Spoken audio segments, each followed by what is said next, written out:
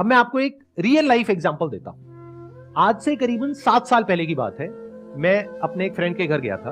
उनकी जो डॉटर है, she was I think around 20 years old at that time. तो वैसे ही डिस्कशन हुआ कि भाई आगे क्या कर रहे हो, क्या सोच रहे हो एंड ऑल दैट स्टफ।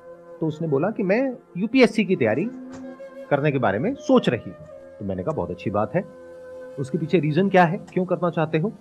तो उसने कहा ये दुनिया की सबसे टफ एग्जामिनेशन, मैं इसलिए इसको क्रैक करना चाहती हूं। तो फिर मैंने उससे काउंटर क्वेश्चन पूछा, अगर क्रैक नहीं होता है तो क्या होगा? तो उसका रिएक्शन ये था कि ऐसा हो ही नहीं सकता। अगर मैं अपनी तरफ से अपना 100% एफर्ट करूंगी, अपनी तरफ से पूरी मेहनत करूंगी, जो इंडिया का बेस्ट कोचिंग इंस्टीट्यूट है वहां से कोचिंग लूंगी और उसके हिसाब से एक्ट करूंगी और अपनी तैयारी में अगर कोई कमी नहीं होगी तो क्यों नहीं होगा? मैंने कहा लेकिन फिर भी मान लेते हैं एक बार को कि तुम्हारा नहीं होता किसी भी वजह से, तो क्या? तो एक बार और ट्राई कर लूंगी। मैंने कहा फिर भी नहीं होता तो तीसरा अटेम्प्ट, चौथा अटेम्प्ट, लेकिन मैं करके रहूंगी। तो उधर से उसके फादर ने मुझे रोक दिया, कहते कि यार बस अब और मत बोलो, डिमोटिवेट मत करो बच्ची को, उसका मन है ना, करने दो ना, क्या हो गया, कोचिंग में 20-30 लाख रुपए लग जाएंगे, अरे कोई बात नहीं, भगवान का दिया बहुत है हमारे पास में, कोई फर्क नहीं पड़ता, करने दो। कल को ये बच्ची ये ना बोल दे आगे जाकर के कि मैं कुछ करना चाहती थी और मेरे पेरेंट्स ने मुझे करने नहीं दिया। मैंने कहा कि मेरे को जहां तक ये सिचुएशन समझ आई है, मेरे हिसाब से इसको नहीं करना चाहिए, बाकी आप लोगों की मर्जी है।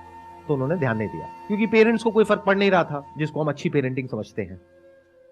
क्या होता है ना, आज की डेट में जो पेरेंट्स हैं वो सब बहुत बिजी हैं अपनी अपनी लाइफ में। वो कैसे कॉम्पेंसेट करते हैं अपने टाइम को पैसे से, कि बच्चे को टाइम तो दे नहीं सकते हैं, पैसा दे देते हैं, खिलौने दिला देते हैं, जो वो कहते हैं वो सारी ख्वाहिशें पूरी कर देते हैं। इससे क्या हुआ, हम अच्छे पेरेंट्स बन गए।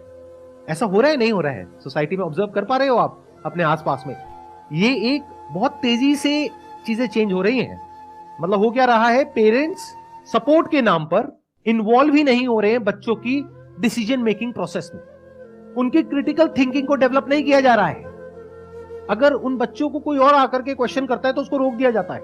मैं उधर उससे क्वेश्चन कर रहा था और मुझे रोक दिया गया, ये छोड़ो ना यार, तुम ज्यादा मत बोलो, अब वो जो कर रही है उसको करने दो। मैं कहा ठीक है, that's okay, that's your call. आज सिचुएशन ये है कि उस लड़की ने 6 अटेम्प्ट्स दे दिए हैं, वो डिप्रेशन में है, उसकी दवाइयां चल रही है, वो ज्यादातर अपने कमरे में ही रहती है, बाहर नहीं निकलती है, किसी से बात नहीं करती है, और गलती से किसी के मुंह से यूपीएससी वर्ड निकल जाता है तो उसको गुस्सा आ जाता है और वो खुद को ब्लेम कर रही है अपने इस फेलियर के लिए। उसके पेरेंट्स को क्या नुकसान हुआ? पैसे का, 20-30 लाख रुपए का, जो उनको फर्क नहीं पड़ता है क्योंकि बहुत पैसा है उनके पास। तो क्या ये सही पेरेंटिंग है? इज इट राइट पेरेंटिंग जैसा हम समझते हैं? You are saying no now, लेकिन द थिंग इज आपको ये भी समझना पड़ेगा क्यों।